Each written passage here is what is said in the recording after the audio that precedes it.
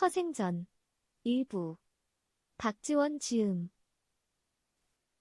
허생은 오늘도 아침부터 그 초라한 의관을 단정히 갖추고 단정히 서한 앞에 앉아 일심으로 글을 읽고 있다.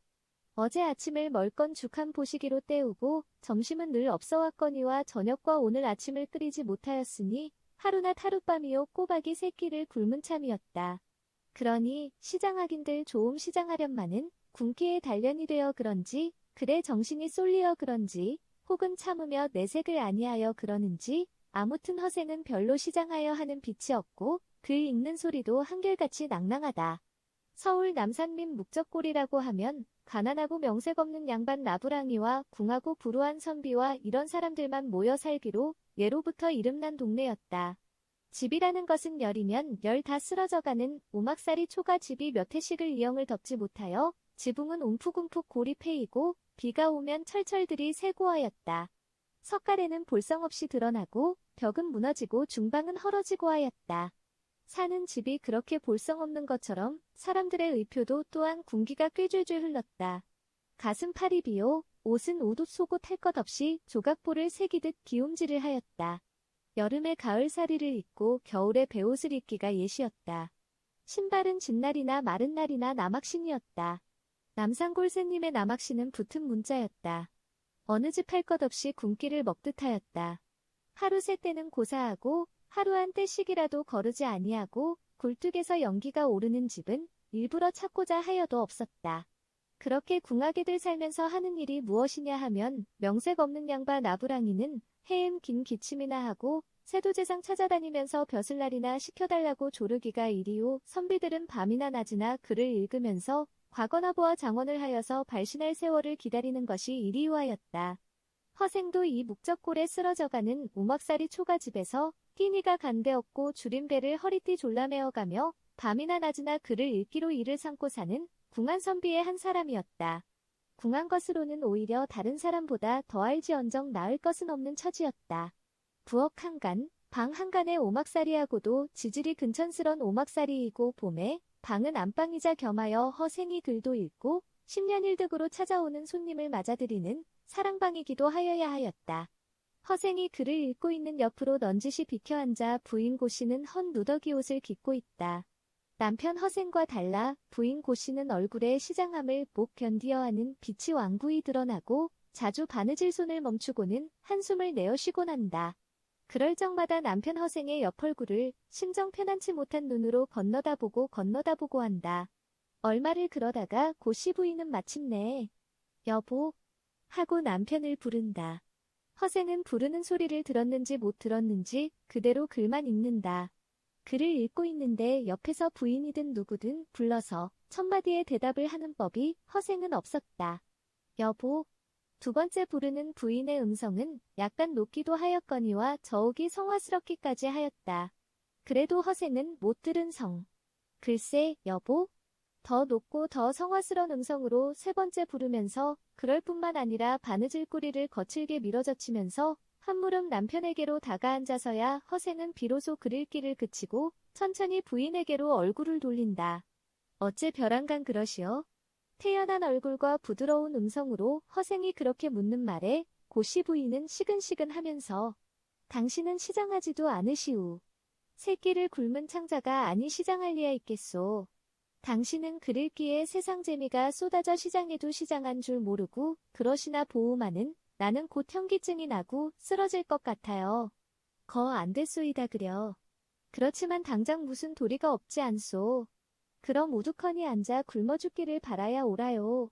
설마 한들 사람이 굶어 죽기야 할랍디까. 굶어 죽으면 죽는 것이지 설마가 무슨 설마예요. 참는 게 제일입는다. 참으시오. 허생은 조금도 언성과 내색을 변하지 않고 조용히 부인을 타이른다. 얼굴은 가무잡잡하고 이목구비가 다 선뜻하지 못하고 그런 상모에 노랑수염이 신육만 나서 있고 앉은 키는 한 뼘만 하고 일어선다 하여도 오척이 차지 못할 듯 싶은 작은 체구요. 어디로 보나 잔망스럽고 궁졸한 풍채였다. 그런 상모와 풍채를 하고도 어디서 그런 침착하고 대범스러움이 우러나는지가 이상하였다. 아마도 그의 눈에 가 모든 것이 들어있는 성부르다. 맑고도 정체가 뻗치는 그의 두 눈에 온갖 것이 다 있음일시 분명하였다. 허생이 참으란 소리에 고씨 부인은 도리어 더 보풀증이 나서 포악을 하고 대든다. 10년을 하루같이 바느질품, 빨래품 팔아서 그 뒷시중에 들였으면 묻어나지 개서 더 참아요. 그것도 바느질품, 빨래품이나마 전처럼 여일이 일거리가 있어 하루 한 끼 입에 풀칠이라도 하게 마련이라면 몰라도 당신 보시는 배 나날이 일거리가 귀에 오다 오늘도 벌써 나흘째 보선 한짝 꼬매달라는 이 없잖아요. 무얼 바라고 참아요 참기를. 굶어 죽기 기다리면서 참아요. 글쎄 아니 참으니 어떡하겠소. 어째 과거는 아니 보려 드세요 드시기를. 남은 다 당신만 못한 글가지구두 과거 보아 장원급제에서 벼슬어구 이름 내고 호강으로 잘들 삽디다. 그런 사람들이야 시운을 잘 만났든지 타고난 천품이 좋아 일찌감치 그렇게 발산이 된 게지요. 나 같은 시운도 타고나지 못하고 재주도 없는 사람이야 조련이 어데. 핑계를 마세요. 누가 당신 속 모르는 줄 아시우? 허생은 일찍이 철이 들던 20살 적부터 일에 10년 독실히 글을 읽었다. 글만 독실히 읽었지 한 번도 과거는 볼 생각을 아니하였다. 철 들기 전 부모의 슬하에서 글 공부를 하기 15년, 철이 들고 나서 10년, 도합 25년을 글을 읽었다. 노상적은 글이 아니었다. 남 같았으면 그동안 벌써 여러 차례를 과거를 보았을 것이었었다. 그렇건만 허생은 25년 글을 읽고 나이 32요 찌부러진 일간 두옥에서 젊은 안악의 그 채모 아닌 바느질 품팔이 빨래 품팔이로 하루 한 끼가 어려운 연명을 겨우 하여가는 군색한 살림이요 하면서도 도시의 과거라는 것을 보아볼 여미를 하지 아니하였다. 자고로 선비가 세태에 어둡고 집안 살림에 등한하기는 일반이었다. 또 선비가 점잖으면 점잖을수록 벼슬이니 일신의 영달이니 하는 것에는 좀처럼 뜻을 두지 아니하고 오직 때를 기다리며 글 읽기로 유유히 세월을 보내기를 떳떳한 도리를 삼았다. 그럴 뿐만 아니라 과거하는 것이 속에 글과 포부가 많이 들고 사람이 영특하고 한 것보다는 소위 가문이 좋고 뒷줄이 든든하고 하여야 손쉽게 장원급제를 하기로 마련인 것이었다.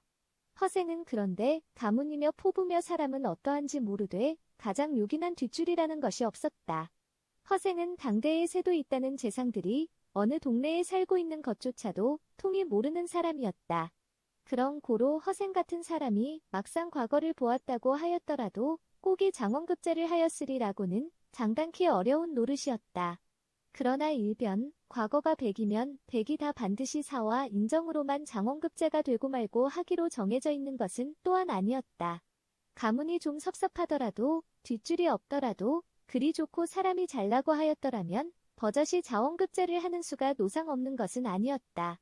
그러므로 가령 허생으로 말을 하더라도 되고 아니 되고는 우선 차치하고서 마음만 있을 양이면 과거를 보아보기는 하였어야 할 일이었다. 그렇건만 허생은 도무지 그 과거 이자와는 담을 쌓고 말도 내려고 아니하는 사람이었다. 25년 독실이 그란 보람도 없이 남보다 동이 떨어지게 글든 것이 없는 천하 미련동이가 아니면 남이 따르지 못할 큰 뜻과 포부를 지닌 한 특출한 사람일시가 분명하였다. 고씨 부인은 오늘이야말로 기어코 무슨 요정을 내골아야 말려는지 바싹바싹 남편의 서한 마리로 다가앉으면서 일면 푸념을 쏟아놓는다. 당신네 가문으로 출가를 해온 지가 16해 아니오. 그 16해 동안 날 그만큼 고생시켰으면 묻어나지 어떡하자고 이러시는 거예요. 이러시기를. 나도 30 고생하다 한때라도 즐거운 세상 보고 죽어야지요. 원퉁이 이대로 굶어 죽고 말란 말씀해요. 허생은 묵묵히 앞 벽만 바라다보고 앉았고 고씨 부인은 가슴을 쥐어뜯으면서 과거를 보아 벼슬을 허구 하시기가 싫거든 다 작파하고 집안 살림이라도 하실 염량을 차리세예지요. 하다못해 장사라도. 장사는 하자니 미천은 있으며 해보지 못하던 노릇을 어떻게 하오. 아니 해본 노릇이라도 남들은 잘만들 해먹읍디다. 맨주먹 쥐고 나서서도 남들은 잘만들 해먹읍디다. 그런 사람이야 다 재주가 좋아 그런 게지요. 그럼 어떡하잔 말씀이에요. 과거도 아니 본다 장사주 못한다 어떡하잔 말씀이에요. 하루 한 끼가 어렵고 그거나마 이틀 사흘 빳빳이 굶고 그러면서도 과거는 아니 보신다 장사는 못하신다 그러면서 태평세월로 글만 읽고 앉아 계시려드니 어떡하잔 말씀이에요. 말씀이. 인정 그만해 두시오. 여러 끼 굶은 사람이 소리를 지르고 그랬사면 도 허기 만지지 아니여우. 허생은 여전히 조용하고 부드러운 음성으로 타이르고는 도로 다시 글을 읽으려고 한다. 그러는 것을 고씨 부인은 와락 달려들어 서안에 책을 집어 방바닥에다 태지를 치면서 글은 읽어 무얼 하시자고 읽으세요. 30년 글을 읽고도 과거 한 장 하실 생각 아니하는 글 무엇 하자고 읽으세요. 읽기를. 이 책 소중한 줄을 모르고. 허생은 그제서야 한마디 점잖이 나무라면서 일변책을 집어다 서안 위에 도로 잘 놓는다. 그러고는 입만을 거듭 다시면서 잠깐 동안 무엇을 생각하더니 5년만 글을 더 읽었어야 할 텐데 즉 딱한 노릇이로곤 하고 푸스스 일어나 남학신을 딸깍거리고 쌀이문 밖으로 나가버린다. 시방으로부터 대범 300년 전 효종대왕이 위에 계실 시절의 일이었다. 서울 다방골 변진사라고 하면 서울 장안은 말할 것도 없거니와 조선 팔도에서 모르는 사람이 없을 만큼 이름이 난 큰 부자였다. 변진사는 나라에서도 알아주는 부자였다. 나라에서는 효종대왕이 병자호란의 원수갚음으로 북벌 북쪽으로 청나라를 칠 계획을 차리고 있었다. 청나라 같은 큰 나라를 쳐들어가 전쟁을 하자면 동병을 많이 해야 하고 도병을 하자면 돈이 많이 들고 돈이 많이 드는 데는 부자들이 조력을 해야 하였다. 이 부자들의 조력을 받기 위하여 나라에서는 서울 장안은 물론이요 조선 팔도의 큰 부자들을 일일이 조서어여 가지고 혹은 조정으로 불러다가 혹은 관원을 보내어 벼슬도 주고 하면서 달래고 하였다. 그러고 다방골 변진사는 부자 중에도 으뜸가는 큰 부자라고 하여 효종대왕이 친히 권례로 불러 장차에 청나라 칠 계획을 이루고 집사 벼슬을 제수하면서 후위를 당부 신칙하였었다. 돈이 있고 겸하여 나라에서 알아주는 변진사는 권세와 위위가 대단한 것이 있어 주축을 하여도 조정의 내로라는 재상이며 양반들과 늘 주축을 하고 집이랄지 차리고 사는 범절이며 법도는 당대에 이른난 새도 재상 부럽지 않게 혼란스러웠다. 그러한 변진사인 만큼 가령 누가 찾아가더라도 웬만한 사람은 대문간이나 하인청에서 퇴짜를 맞고 쫓겨나오고 변진사의 앞에는 조련이 얼찐거리지도 못하였다. 이런 변진사를 묵적골생님 허생이 불쑥 찾아왔다. 부인 고씨한테 구박을 맞고서 푸스스 집을 나온 허생은 그 길로 변진사를 찾아온 것이었었다. 그렇다고 허생이 변진사와 서로 알고 지내는 사이더냐 하면 그도 아니오. 누구의 청거가 있더냐 하면 역시 아니오. 단지 다방골에 변진사라는 장안 갑부가 있더냐 하면 역시 아니오. 단지 다방골에 변진사라는 장안 갑부가 있다는 말만 증왕에 들은 것이 있을 따름이었다. 다섯자가 찰랑말락한 키에 앙상한 얼굴은 성기성깃한 노랑수염으로 더욱 근천스럽고 헐어빠진 갓에 노닥노닥 기운 우도들 걸친 데다 우한중에 남학신을 신고 이 지질이 궁한 꼴을 하고서 장안의 갑부요 나라에서도 괄시를 못하는 변진사를 처억 찾아왔으니 대문간을 들어서기가 무섭게 하인들에게 창피를 당하고 쫓기어나기가 십상이었다. 허생에게는 그러나 몸집이며 의표의 초라함을 넉넉히 가리고도 남을 위험이라는 것이 있었다. 허생의 눈에는 정체가 있었다. 그 정체는 사람으로 하여금 악기에 불리게 하는 그래서 감히 침놓기 어려운 위험을 느끼게 하는 것이었었다. 과연 허생이 대문을 지나 중정으로 들어서는 것을 보고 한 하인이 이게 웬 화상이냐는 듯이 허생의 그 남학신 떨걱거리면서 들어오고 있는 초라한 행색을 위아래로 쓱 훑어보았다. 그러면서 하인은 곧 웬 사람이야? 하고 울렁매는 소리가 나올 듯하다가 허생과 눈이 마주치자 그만 악기에 눌려 허리를 굽신하고 옆으로 비껴서고 말았다. 허생은 서슴지 않고 사랑으로 올라갔다. 변진사는 사랑에 나와 있었다. 사오인의 문객과 함께 한담을 하고 있었다. 누가 보아도 주인 변진사사 누구인 줄은 얼른 알 수가 있었다. 허생은 변진사의 앞으로 가 선뜻 마주 일어서는 변진사와 마주 웁을 하고는 자리에 앉은 후에 당신이 변진사시오? 하고 물었다. 네, 내가 변화모요. 변진사가 대답을 하고 허생이 다시 내가 쓸 곳이 있으니 돈 만냥만 돌려주시오. 하는 말에 변진사는 서슴지도 않고 그럭하시오. 하고 대답을 하였다. 만냥에서 100냥은 묵적골 허생의 집으로 보내주고 9,900냥은 안성읍내 강선달집 허생의 앞으로 환을 놓아주시오. 그럭하지요. 평안히 계시오. 평안히 가시오. 그러고는 허생은 남학신을 떨걱거리면서 중문 밖으로 나가버렸다. 좌중은 문객들은 마치 도깨비에게 홀린 형국이었다. 돈이 만냥이면 부자가 몇이 왔다 갔다 하는 큰 돈이었다.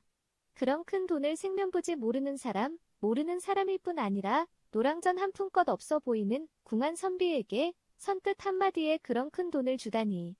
황차 평일에는 뒤가 든든한 자리에도 백냥 하나를 취해주기에도 조심을 하던 변진사가 아니었던가. 허생의 남학신 떨걱거리고 나가는 소리가 중문 밖으로 사라지자 벌린 입을 다물지도 못하고 뻔히 앉았던 문객들은 그제서야 정신이 들어 그중 하나가 변진사더러. 아니 초면이신가 본데 만냥돈을 그렇게 함부로 주십니까? 하고 걱정하여 묻는다. 변진사는 공공 무엇을 생각하고 앉았다가 그도 비로소 정신이 들어.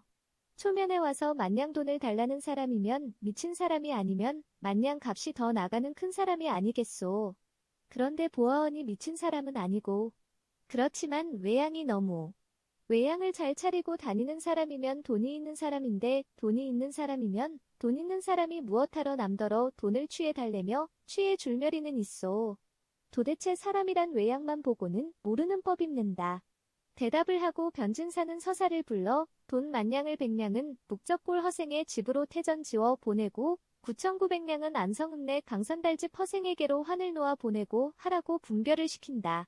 허생은 부인 고씨가 여자의 좁은 소견에 작은 발신과 편안을 바라고 아등바등 바가지를 긁으며 성화를 먹이는데 성가신 생각이 들어 에라 잠시 동안 바람도 쏘일 겸 지닌 바 포제의 한 끝도 시험을 하여 볼 겸 그렇게 집을 나선 것이었었다. 우선 생면부지 모르는 사람 변진사에게서 한마디로 만냥돈을 취하는 데에 성공을 하였다. 그러고는 시방 안성읍을 향하여 남학신을 떨걱거리면서 한강 건너 논들을 지나는 참이었다. 추석을 10여일로 앞둔 8월 초생들의 벼는 목이 숫고 누릇누릇 익어가고 있다.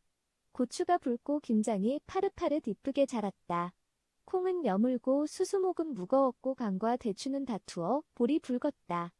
허생은 이런 보이는 것 살지고 여물어가는 가을을 뜻있어 두루 살피며 남학신을 떨걱거리고 길을 걷는데 그러자 웬 시꺼먼 총각 하나가 길 옆에 나무찌개를 받쳐놓고 앉아 쉬다가 허생을 보더니 반겨 달려들면서 생원님 어대 행차하세요? 하고 너풋 절을 한다. 허생도 반기는 기색을 하면서 오, 내가 먹쇠 아니냐? 4, 5년 전까지 허생의 집에서 종으로 있던 먹쇠였다. 먹이고 입히고 뒤치다꺼리를 할 도리가 없어 부인 고씨가 양반의 채모에 하인 하나 없이 살까 보냐고 미련겨워하기는 하면서도 할 일 없이 속량을 시켜주자고 말을 내어 허생은 선뜻 응낙을 하였다. 허생은 본시 양반의 후예이면서 자기가 양반이라고 생각하는 일도 없고 양반 행세나 양반 자세를 하는 일도 없는 사람이었다. 그는 양반이라는 것을 인정치 아니하는 동시에 따라서 종이라는 것도 인정치 아니하였다. 다 같은 사람인데 어째서 양반과 상놈이 있으며 어째서 상전과 종이 있어가지고 상전은 종을 부려먹고 천대하며 종은 양반을 공경하고 일을 해다 바치고 할까 보냐는 것이었다. 먹쇠도 그래서 진작에 속량을 시켜주었을 것이로되 부인 고씨가 누가 내의로 듣지를 아니하여 마음에도 없고 사세도 닿지 않는 상전 노릇을 하던 참이었었다. 그러다가 부인 고씨가 영영할 수가 없어 마침내 속량을 시켜주자는 말을 내자 허생은 기다리고 바라던 일이라 당장에 응낙을 한 것이었었다. 그 먹쇠가 한 번 간 뒤에 4, 5년이나 소식이 없더니 이날 여기에서 나무찌개를 지고 있었다. 그래, 아직도 장가도 들지 못하고 남의 집 머슴살이를 하나 보구나. 허생은 가엾이 여기는 눈으로 먹쇠를 위아래로 씻어보면서 묻는다. 먹쇠는 나이 20이 훨씬 넘었었다. 먹쇠는 계면쩍은 듯이 손으로 뒤통수를 만지면서 네, 쥔을 고만 잘못 얻어 만나서 와요. 그러면서 허생은 잠깐 무엇을 생각하더니 너 그럼 날 따라오려느냐? 데리고 가주신다면 뇌시고 가구 말굽쇼. 먹쇠는 그의 생김새대로 오적한 성질이라 허생의 그 어질고 상전이면서 상전태를 아니하고 하인을 하인으로 천대하지 않는 데에 퍽 신복을 하였었다. 허생의 집에 있으면서 늘 굶고 헐벗고 하였으면서도 속량을 시켜주어 마침내 나가게 된 마당에서는 차마 떠나지 못해 한 것도 오로지 허생을 상전으로서가 아니라 부모같이 형같이 존경하고 따르고 한정 그것 때문이었었다. 허생은 여전히 종 부리기를 반대하는 사람이요, 종의 필요도 없는 사람이었다. 그러나 먹쇠가 아직도 장가도 들지 못한 채 고생을 하는 것이 가긍하고 일변 책임도 느꼈다. 어떻게든 살도리를 마련하여 주는 것이 떳떳하였다.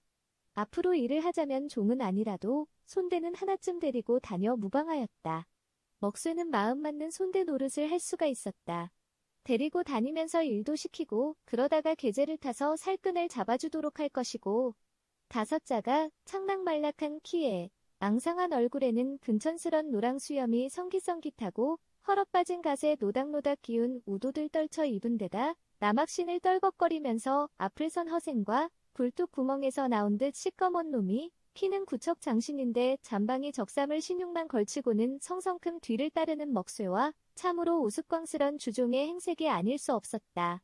먹쇠는 다른 것은 몰라도 허생이 떨걱거리는 남학신의 마음에 걸렸다. 뒤를 따라가면서 내려다보고 하다가 마침내 생원님? 하고 부른다. 오냐? 시방 어디로 가시죠? 안성으로 간다. 몇 리나 되죠? 한 200리 되리라. 200리를 저 남학신을 신고 가세요. 그럼 맨발로 가느냐? 담배 한 대 전만 저 그늘로 앉아 쉬시죠. 그동안 제가. 그러고는 먹쇠는 길렴 논두덕으로 내려간다. 논두덕에는 올별을 타작한 횟집이 널려 있었다. 먹쇠는 짚을 한 줌 걷어가지고 오더니 허생이 쉬는 옆으로 와 앉아 나를 꼬고 총을 비비고 하면서 부지런히 집신을 삼는다. 먹쇠를 만난 덕에 허생은 우선 서울서 안성길이 200리 길을 떨걱거리는 남학신 대신 새총박이 털매신이 남아 집신을 신고 발편하니 갈 수가 있었다. 그뿐 아니라 허생은 어인 돈이 되었든 만냥의 돈이 생겼고 100냥은 집으로 보낸 것이 있고 하니 잠깐 들러서 부인 고씨와 작별도 하고 돈도 돈냥이나 노수로 허리에 차고 나섰어야 하였을 것을 그는 다방골 변진사의 집을 나와 그 길로 바로 길을 떠났었다. 노수 한 푼 몸에 지닌 것이 없고 그렇다고 남의 사랑이나 글방을 찾아들어 과객질을 할 채모나 비위는 없는 터. 만일 먹쇠가 조석으로 마을에 들어가서 호박잎에다 밥 한 덩이씩을 얻어오는 것이 아니었으면 200리 이틀길을 빳빳이 굶어갔지 별 수가 없을 판이었다. 안성장에는 과일이 많이 났다. 감, 대추, 밤 같은 것은 물론이요. 배, 호도, 잣, 은행 이런 것들이 섬으로 짐으로 그 넓은 장판이 미어지도록들이 낯싸였다. 그 과일들을 서울서 내려온 도가들이 흥정을 하느라고 짓거리고 소리 지르고 다투고 싸움하고 세고하기에 장판은 벌집을 쑤신 것처럼 요란하였다. 그런 장판에 웬 굴뚝 구멍에서 나온 것 같은 시꺼먼 구척 장신의 총각 녀석 하나가 장판을 위아래로 휘젓고 돌아다니면서 자, 과일 삽시다, 과일. 값은 달라는 대로 주고 과일은 있는 대로 다 사고. 자, 누구든지 값 잘 받고 과일 쉽게 팔려거든 물산도 가하는 강선달래집 앞으로 지고 오시오. 한 접도 사고 10접도 사고 한 섬도 사고 10섬도 사오. 부르는 게 값이오. 있는 대로 몰아사오. 자, 강선달래집 앞으로 오시오. 하고 인경소리 같은 큰 소리로 외치는 것이었었다. 장사들은 처음에는 웬 미친 놈인고 하였다. 그래도 그중 한 사람이 바지개에 쥐고 온 감 한 접을 지고 허실삼아 물산도가 하는 강선달래집 앞으로 가보았다. 과연 강선달래집 서두리꾼이 수십 명이 둘씩 한 패가 되어가지고 띄엄띄엄 벌려 앉아 과일 장사가 오기를 기다리고 있었다. 감 팔러 왔소? 네. 몇 접이요? 한 접이요. 값은 얼마요? 한 돈이요. 세여서 들여놓고 돈 받아가시오. 이날 안성장에서는 감 한 접에 상이 7푼이요. 보통 5푼이었다. 그런 것을 감장사는 값은 달라는 대로 준다고 그 거먹동이가 외우는 소리를 들은 것이 있기 때문에 한 돈이라고 불러본 것이었다. 했더니 아닌 게 아니라 부르는 대로 한 돈에 사들이는 것이었다. 소문은 삽시간에 장판으로 퍼졌다. 소문을 들은 과일 장사들은 너도 나도 하고 앞을 다투어 과일짐을 지고 강선달래집 앞으로 꾸역꾸역 모여들었다.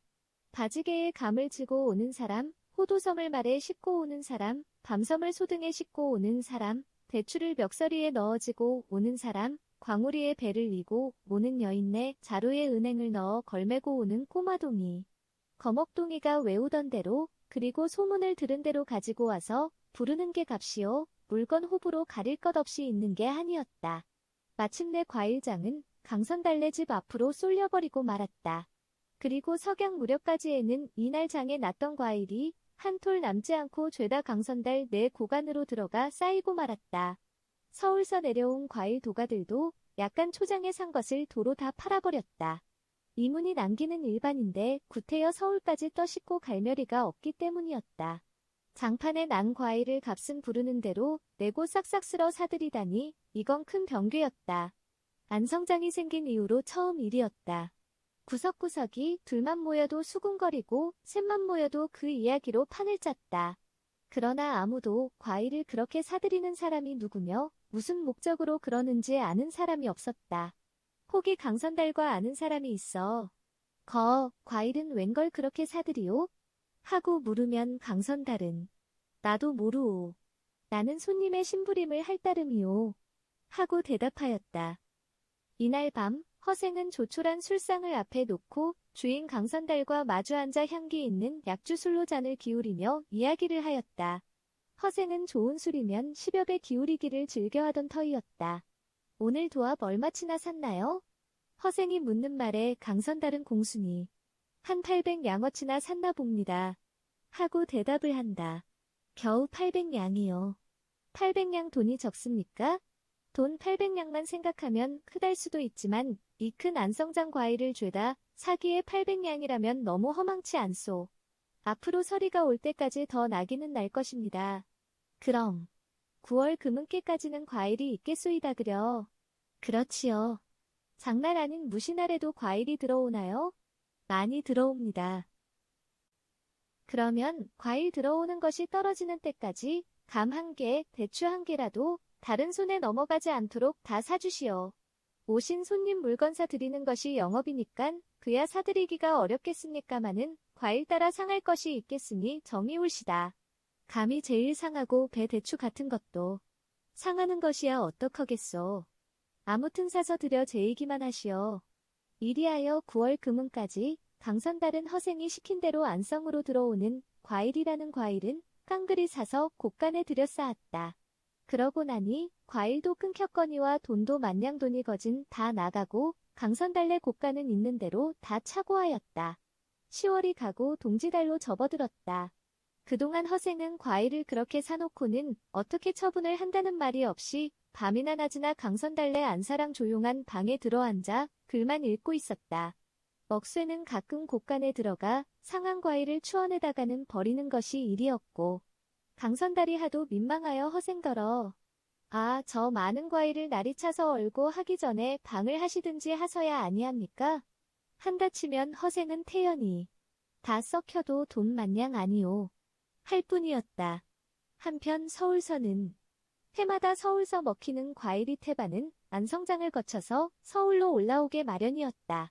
강원도, 황해도 그리고 경기도에서 나는 과일이 서울로 약간 들어오지 아니하는 것은 아니다. 초가을에 조금 들어오고 나면 그만이었다. 그러고서 늦은 가을로부터 겨울과 이듬해 봄까지 되는 과일은 역시 안성장을 거쳐 남쪽으로부터 오는 과일이었다. 이렇게 서울에 과일을 대는 안성으로부터의 과일이 올해는 칼로 자른 듯이 뚝 끊겨버렸다. 추석 무렵부터 벌써 과일이 귀하기 시작하더니 9월로 들어서면서는 과일전이 열에 대여섯은 파리를 날렸고 그러다가 10월 동지달에는 서울 장안에서 감 1개, 밤 1톨 구경을 할 수가 없었다. 호강하는 양반들이 자축 구경을 못하였다. 어느 대가집에는 과일 없는 제사를 지냈다. 대궐에서는 밤, 대추, 곶감이 없어 약식을 만들지 못하고 식혜에 실백자를 띄우지 못하였다. 탕약에 대추 2알을 넣지 못하고 생 3쪽만 넣어 다려 먹기는 예사였다. 서울 장안의 과일이 귀하단 소문을 듣고 양주 사람 누구는 제 부모 제사에 쓰려고 무어두었던 밤 1마를 파가지고 와서 한 양을 받았다. 여느 때라면 밤 1말의 오픈이 벗지 아니하였다. 누구는 곶감 1접을 가지고 와서 큰 술을 보고 누구는 부잣집 환갑잔치에 대추서되를 구해다 주고서 삼동뗄 나무를 장만하고 하였다. 이렇게 서울 장안의 과일이 씨가 마르자 과일 도가들은 제마다 안성읍의 강선달에게로 내려달았다. 처음에는 시세의 갑절을 불렀다. 강선달은 시세가 갑절로 올랐으니 방을 하라고 허생에게 권하였다. 허생은 고개를 가로저었다. 그 다음엔 상급으로 올랐다. 허생은 그래도 고개를 가로저었다. 10월로 들어서서는 시세에 5곡절로 불렀다. 허생은 종시 고개를 가로저었다. 동지달이 되자 마침내 10곡절을 불렀다. 밤 한 말에 너돈 닷돈이요 곶감 한 접에 엿돈이 넘는 시세였다. 시세가 10곱이 되는 것을 보고 허생은 비로소 곶감문을 열었다. 허생이 과일을 방하자 지나간 초가을 그가 과일을 긁어 사들일 때보다 더 큰 난리가 났다. 날마다 수백 명씩 서울서 온 과일 장사들이 돈을 짊어지고 와서는 돈을 풀고 그 대신 과일을 져가기에 눈이 뒤집혀가지고 납뛰었다. 열흘이 못하여 과일 고가는 텅텅 다 비었다. 그러고는 과일 대신 10만 냥의 돈이 들어와 쌓였다. 허생은 석 달 동안에 10곡절의 이문을 남긴 것이었었다. 과일이 다 나가던 날 밤, 허생은 술상을 앞에 놓고 주인 강선달과 마주 앉아 이야기를 하였다. 과연 몰라 배웠습니다. 강선달이 새삼스럽게 이런 감탄과 추앙을 하는 것을 허생은 도리어 패로운 듯이 그런 말을 하면 내가 이 좋은 술이 술맛이 없소이다. 선비라면 글이나 읽을 줄 알았지 세태에는 통이 범연하고 어둔 줄 알았더니 허생왕 같으신 선비도 기섰습니다 그려. 선비더러 물꼬를 막으라고 시키니까 아랫개를 막으면 터지고 하더라고요. 그래 물꼬는 어떻게 막아야 한다는 것을 글로 쓰라고 하니깐 물은 그 근원을 막아야 하는 법이니라고 써놓았더라지요. 허. 나라가 상하 없이 이양만 숭상하고 실학을 업수히 여긴 탓이지요. 그래도 선비네는 세태에 어둡고 등한한 것을 오히려 자랑으로 여기지 않습니까? 선비 그 사람의 자랑일는지는 몰라도 그런 사람 내가 정사를 하니 나라 일이 말이 아니지요. 지당하신 말씀입니다. 그런데 저 돈 10만 냥으로 이번에는 무얼 사실 생각이신지요? 글쎄 아직 별로 작정이 없소이다. 그러시거들랑 쌀을 사놓으시는 게 어떠신가요? 쌀을 사놓으라고요? 쌀도 서울로 올라가는 쌀이 이 안성을 거쳐갑니다.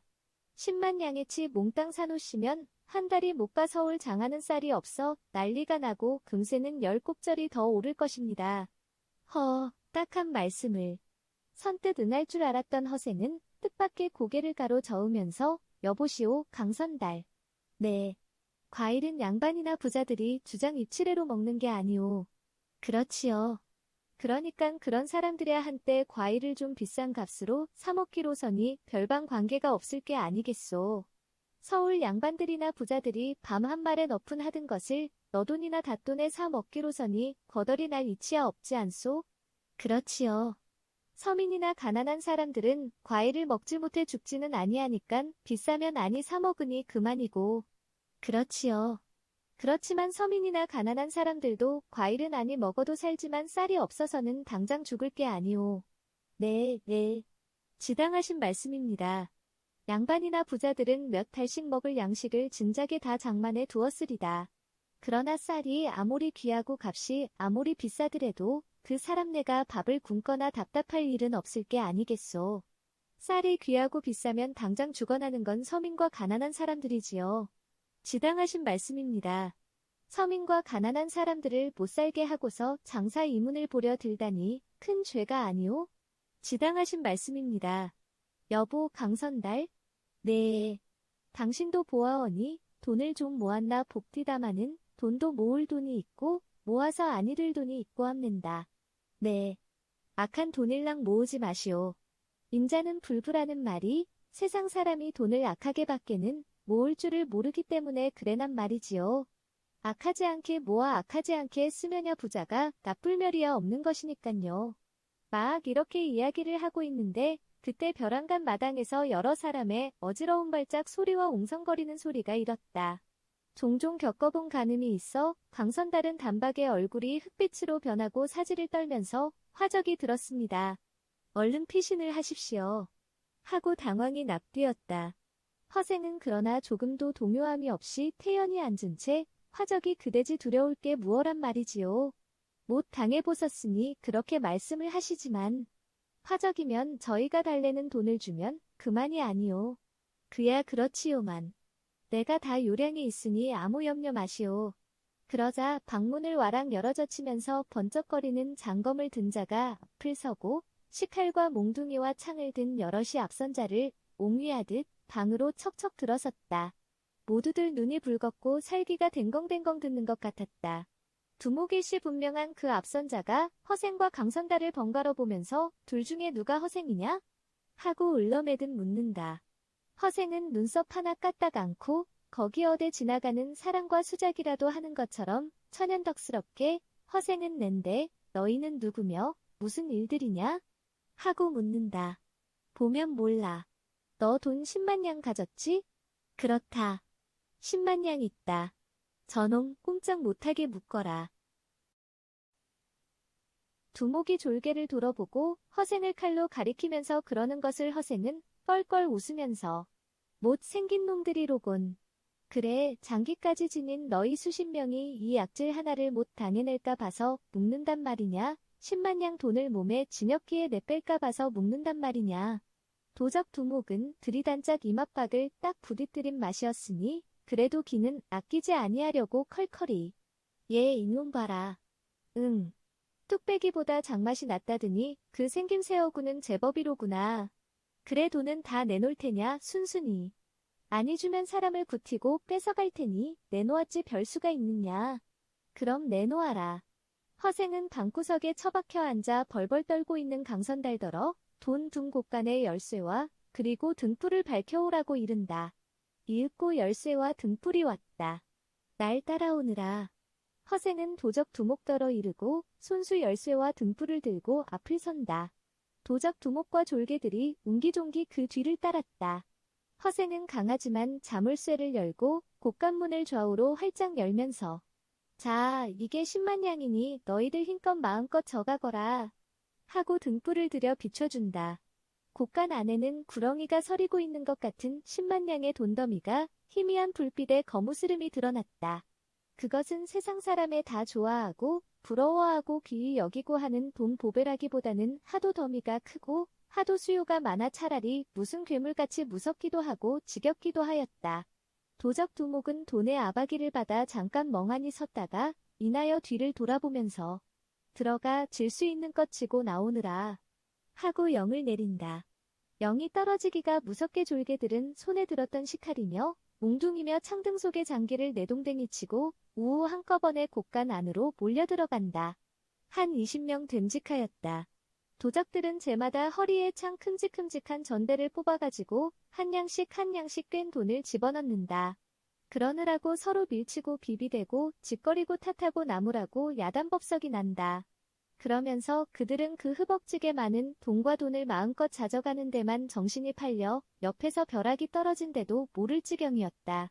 이럴 때에 만일 허생이 곳간문을 닫아버리고 밖에서 자물쇠를 딸꼭 잠가놓는다면 도적들은 독 안에 든 쥐요, 관원을 불러 쉽사리 다 붙잡을 수가 있었을 것이었다. 허생은 그러나 조용히 등불을 비춰주고 서서 도적들이 돈을 지고 나오기를 기다릴 따름이었다. 도적들은 이윽고 하나씩 둘씩 돈전대를 멜빵 걸어 짊어지고 끙끙하면서 곳간 밖으로 기어나오기 시작한다. 전대에 돈을 넣어진 후에 저마다 허리띠에 돈꿰미를 여러 냥씩 찼다. 그 돈꿰미가 중동이 잘라지든지 끝이 풀리든지 하여 돈이 좌르르 무딘 쇳소리를 내며 쏟아지기도 한다. 어떤 자는 무거운 돈짐에 눌러 비척비척하다가 그대로 퍽 쓰러지기도 한다. 어떤 자는 너무 무거워지고 일어서지를 못해 멜빵만 어깨에 걸고는 주저앉아 낑낑거리기도 한다. 어떤 자는 발을 떼어놓기에조차 대견하도록 돈짐을 지고 나오면서도 그래도 더 많이 못 가져가는 것이 안타까워 연신 뒤를 돌아보다가는 곳간 턱문에 걸려 애쿠하고 앞으로 넘어박히는 자도 있다. 그럭저럭 도적들은 다 한 짐씩을 해지고 곳간 밖으로 나왔다. 곳간의 돈은 별로 충나 보이지 않았다. 허생은 곳간문을 닫고 자물쇠를 잠그고 한 후에 마당으로 늘비안이 주저하는 도적들은 바라다 본다. 마당에는 달빛이 비치고 있었다. 곳간에서 마당까지는 20-30보에 불과하였다. 도적들은 욕심에 돈을 너무 많이 식지고는 겨우 20-30보의 마당까지 나와서는 돈 무게에 눌려 서서 있지도 못하고 제마다 펄신펄신 주저앉아 있었다. 도적들은 돈 무게에 몸을 지탱하지만 못할 뿐 아니라 돈에 정신 또한 빠져 저희들이 도적이라는 것까지도 잊어버린 모양이었다. 마당에 내동댕이 친 시칼이며 몽동이며 창동 속의 장기돈보다도 실상 더 소중히 할 것이며 목숨과 같이 조심하여 건사하고 챙겨야 할 이 장기들을 그들은 돌아보려고 아니하였다. 저 꼬락서니들을 하고서야 어떻게 무사히 돈을 져다 먹을까. 딱한 생각이 저도 들었던지 우두커니 졸개들을 바라다 보고 섰는 도적 두목더러 허생이 하는 말이었다. 도적 두목은 입맛을 다실 뿐 말이 없고 허생은 다시 모두 해몇 명인고? 한 20명. 그렇다면 한 명 앞에 많이 졌어야 50냥에서 더는 못 졌을 테니 도업 1000냥이로구나. 돈 겨우 1000냥을 져갈 때면서 10만 냥을 다 내놓나고 큰 소리를 쳐. 이왕 마소라도 몇 발이 끌고 왔으면 그래도 만냥 하나는 가져갔지. 요량이 그렇게 없고 담보가 그렇게 적고서 두목이 무슨 두목이란 말이냐. 고개를 깊이 떨어뜨리고 묵묵히 섰던 도적 두목은 벼랑간 손에 장검을 버리고 접질리듯 끌어앉으면서 크신 어른을 몰라배었습니다. 살려주옵시오 대왕마님. 하고 비는 것이었다. 허생은 피식이 웃으면서 실없은 사람이로군. 내가 도적의 괴수들란 말인가. 대왕마님이란 어대당한 소린고. 그럼 무어라고 불러 이초오. 나는 한낱 선비로세. 남들도 나를 허생원이라 부르니 그렇게 부르면 그만이 아닌가. 그럼 그대로 불러 올리겠습니다. 도적 두목은 그러고는 일변마당의 졸개들을 돌아보면서 다들 이 허생원님 앞으로 와 꿇어앉아라 하고 명령을 한다. 도적들은 처음부터 이 허생에 저희들에게 대하는 점잖고도 침착한 그러면서도 위험있는 태도와 겸해서 돈이 그렇듯 많은 데에 부지중 경복하는 마음이 나고 있던 터라 두목의 영이 한번 있자 그들은 아무 주저도 없이 일제히 허생의 앞으로 와 쭉 꿇어앉아 머리를 조읍는다. 허생은 한참이나 도적의 무리를 내려다보고 섰다가 어째서 도적이 되었는고? 하고 묻는다. 아무도 얼른 대답이 없더니 이윽고 그중 늑수그레한 도적 하나가 고개를 들면서 대답을 한다. 본시야 다 양민이 올시다마는 양민으로는 먹고 살 길이 없어 부득이 도적이 되었습니다. 허생이 만일 때의 나라 형편과 민정을 짐작치 못하는 위인이었다면 이 도적의 말도 흔히 도적들이 핑계삼아 입에 붙은 말로 하는 말이거니해요. 신용치 아니하였을는지도 몰랐다. 그러나 허생은 역시 허생답게 넓고 깊이 아는 바가 있었다. 이때의 조선의 나라 형편과 민정은 대강 어떠하였던가. 본조 500년의 역사를 상고할 때에 그 어느 시절이고 외적의 침노가 없은 적이 드물고 내란이 일지 아니한 적이 드물었다. 조정에는 외척의 전황과 동서남북 파가 갈려 사색당쟁에 끊일 사이가 없고 지방에서는 토호와 수령방백에 토색질이 백성을 편안히 살도록 한 세월이 드물었다. 큰 도적이 생기어 여러 해신 양민을 괴롭히는가 하면 흉년이 들고 흉년이 지나면 모진병이 퍼져 사람을 무수히 죽게 하고 이렇듯 안팎으로 국난과 재장이 연달다시피 한 그 중에서도 가장 어렵던 시절이 어느 시절이더냐 하면 임진왜란을 치른 선조대왕 중현으로부터 효종대왕에 이르는 범 70년 동안일 것이었다. 선조 25년 임진 4월의 외병에 선봉 5만 명의 남쪽 부산포를 침노를 하였고 이것이 곧 임진왜란의 시초였다. 임진왜란은 전후 7년 동안을 끌었고 우리 조선이 외적의 침노를 받은 큰 난리 가운데 나중에 병자호란과 더불어 다시 없는 국난이었었다. 임진왜란 7회 동안에 조선 팔도 방방곡곡이 외병이 이르지 아니한 곳이 없고 외병이 지나는 곳에 성곽과 백성의 살림이 짓밟혀 황폐되지 아니한 곳이 없었다. 성을 무너뜨리고 인가에 불을 지르고 양식과 가축을 약탈하여 가고 재물과 보화를 도적하여 가고 분열을 겁탈하고 백성을 인질로 붙잡아가고 이 외병이 짓밟고 지나간 뒤를 다시금 짓밟으면서 약탈과 행패를 함부로 한 것이 명하나 군사였다. 우리나라 조장에서는 우리의 힘으로 외병을 물리칠 힘이 없음에 명나라에다 청병을 하였었다. 명나라에서는 우리나라를 위하여 준다기보다는 우리나라가 일본에게 영역 망하고 보면 순망치한 입술이 상하면 이빨이 해를 보겠으므로 겉으로는 우리나라를 돕는 체하고 군사를 보내어 외병과 대전을 하였다.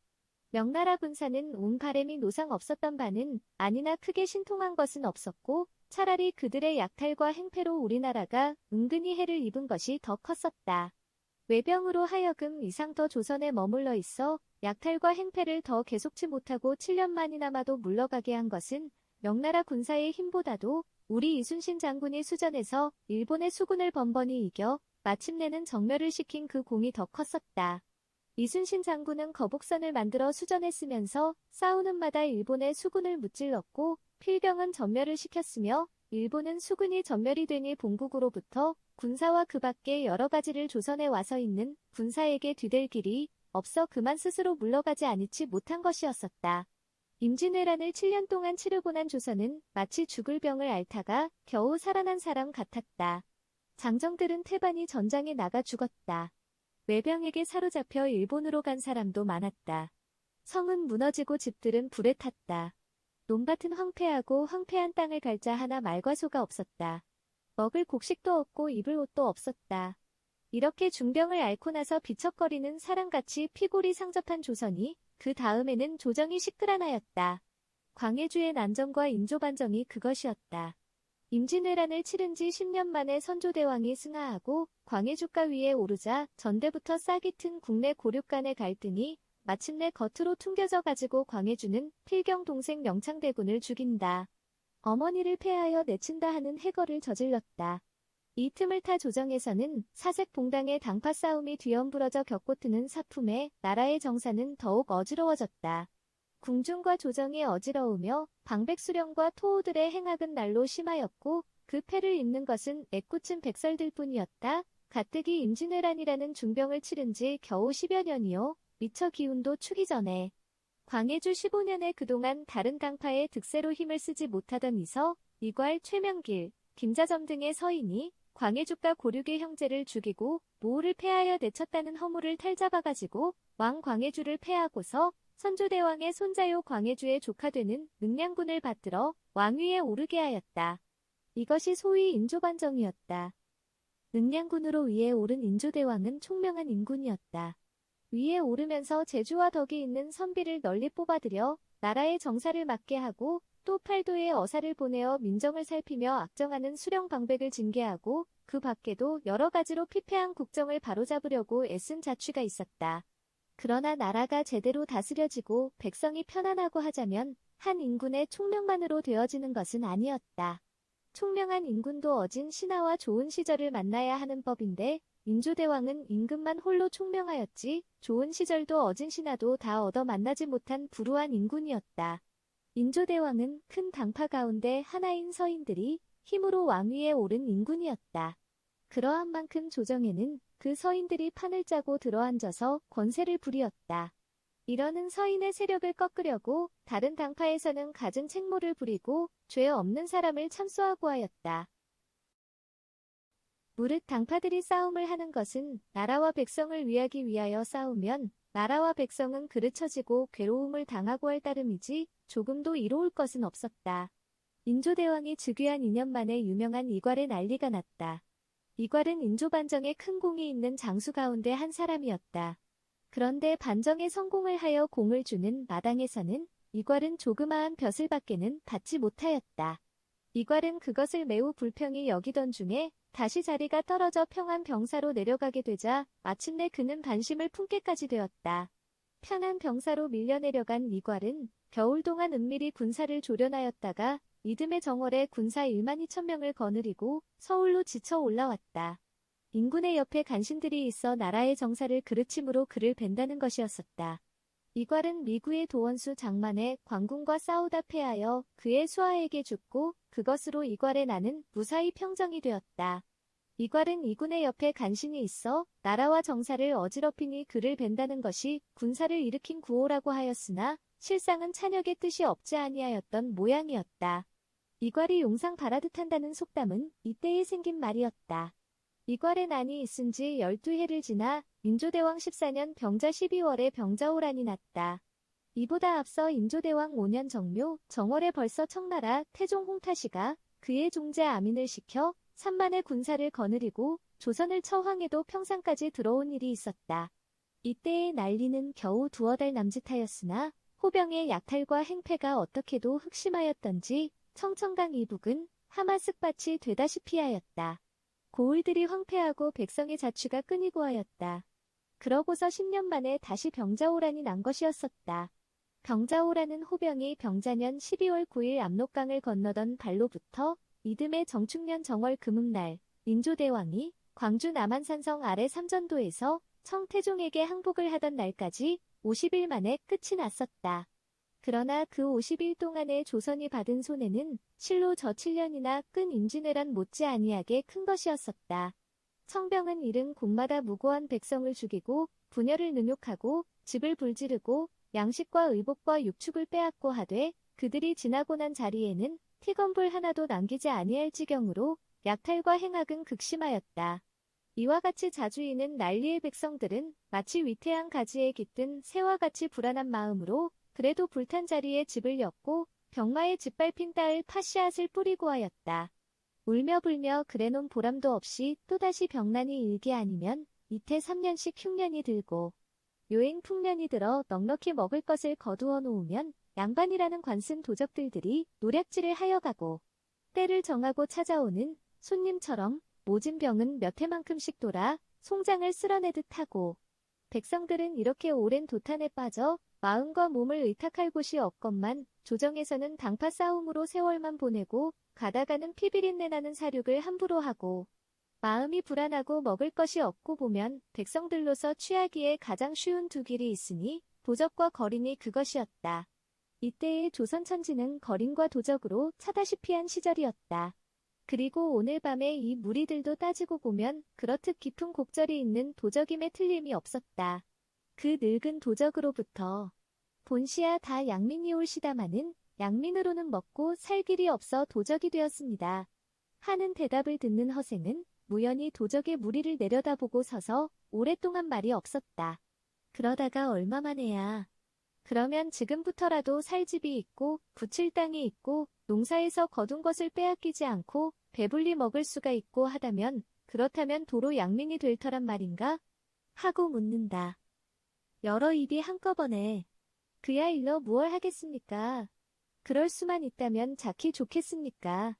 우리 같은 놈이 언제 그런 세상을 볼 날이 있을까? 나는 제발 한 번만 그렇게 살아보다 죽었으면 소원이 없겠구면 하면서 조화들을 한다. 허생은 너의 생각은 어떠냐고 묻듯이 도적의 두목을 돌려다본다. 도적의 두목은 그 뜻을 알아차리고 전들 별다른 인간이겠습니까? 저도 본시 농군으로 살 길이 없어 도적이 된 놈이 올시다. 처음에는 혼자 다니다가 패가 하나씩 둘씩 늘어가는 동안에 제가 흰꼴이나 쓴 데서 제풀의 두목 노릇을 한 것이지 달리 무슨 포제나 국량이 있어서 취당을 한다, 두목질을 한다 한 것은 아니올습니다. 저도 도로 농군이 되기기 소원이 올시다. 밝은 날을 피하여 밤으로 다니면서 남의 재물을 빼앗고 가다오다 인명을 살상하고 목숨은 언제 희광이에 칼끝에 사라질지 모르고 그런 이 화적질을 무엇이 즐겨 끝끝내 하자고 들겠습니까? 허생원님 말씀대로 살 집이 있고 붙일 땅이 있고 농군으로 그보다 더 호강이 어디 있으며 그보다 더한 것을 바랄 것이 무엇이겠습니까? 두목의 말이 끝나기를 기다려 허생은 여럿을 향하고 묻는다. 다들 이 두목과 한 뜻이겠는가? 네. 여럿이 일제히 대답을 한다. 그렇다면 아까 말을 한 대로 살 집이 있고 붙일 땅이 있고 농사에서 거둔 것을 빼앗기지 않고 배불리 먹을 수가 있고 그럴 뿐만 아니라 양반 상놈의 구별이 없고 저 혼자만 편안히 앉아서 남을 부려먹으려 드는 사람도 없고 난리도 없고 이런 곳으로 여러 사람을 내가 데려다 줄 테니 따라오겠는가? 네. 여럿이 일제히 대답을 하고 누구는 그런 벼류천지가 있다면야 10번도 더 갚지요. 한다. 그러면 여러 사람은 이 길로 각기 고향으로 돌아가서 가족들을 거느리고 3달 보름날까지 충청도 강경장터로 모이시오. 호래비는 마누라를 얻어가지고 오고 총각은 장가를 들어 색시를 덜이고 오시오. 내 대답도 하고 키키 굳는 소리도 나고 한다. 예서 강경장터가 몇 리나 되느냐고 옆에 사람더러 묻는 사람도 있다. 그러느라고 좌중은 잠깐 웅성거린다. 조용하여지기를 기다려 허생은 다시 돈은 각기들 소용들만치 가지고 가시오. 10량이 소용될 사람은 10량을, 100량이 소용될 사람은 100량을 가지고 가시오. 등으로 지고 가기에 무거운 사람은 말을 사서 싣고 가시오. 허생의 말끝은 어느덧 하시오, 가시오 하고 공대로 변하였다. 또 여기 왔던 여러 사람뿐만 아니라 누구든지 오고 싶어 하는 사람이 있거든 많이들 데리고 오시오. 도적놈도 상관없습니까? 하나가 불쑥 그렇게 묻는 것을 허생이 미처 대답을 하기 전에 다른 하나가 그 녀석, 저는 무척 양민인감. 하여서 여럿은 한꺼번에 웃었다. 물론 도적도 상관이 없고 다 상관이 없소. 그러나 저는 편안하고 남이나 부려먹으려 드는 게으름뱅이나 찌부러진 양반 나부랑이는 데려오지 말도록 하시오. 허생의 신칙이었다. 허생은 강선달을 시켜 술과 음식을 나오게 하여 여러 사람을 먹인 후에 그들이 가지고 온 장기를 거두고 각기 소용되는 돈을 주어 돌려보냈다. 돈은 태반이 10냥씩 가지고 물러섰다. 바깥사랑에서 자고 있던 먹쇠가 그제서야 눈을 비비면서 천둥에 개 뛰어들 듯 뛰어들어 돈을 지고 나가는 사람들을 붙잡고 승강을 하려다가 허생에게 핀잔을 먹고 물러섰다.